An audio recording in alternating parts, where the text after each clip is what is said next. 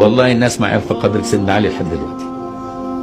والله سيدنا علي ده بقى امام كبير قوي يا سيدي، ده الناس تتعلم منه لدرجه ان كلامه يشبه كلام النبي.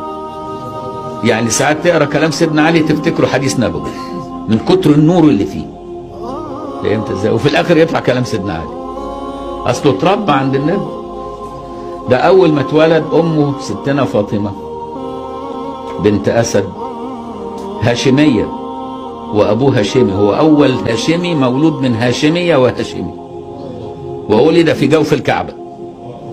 سيدنا علي ده شغلانه كبيره. امه لما ولدته ستنا فاطمه، وكانت اول امراه تسلم بعد خديجه ستنا فاطمه بنت اسد. عشان كده النبي لما دفنها عمل ايه؟ بعد ما حفروا القبر نام فيه قبل ما يحطوا جسدها، نام فيه الاول، وراح قايم حط عبايته وراح خدها هو بايده ودفنها، وقال امي من بعد امي، لانها ربته. هي زوجة ايه؟ ابي طالب، وهو اتربى في بيت ايه؟ ابي طالب وعبد المطلب.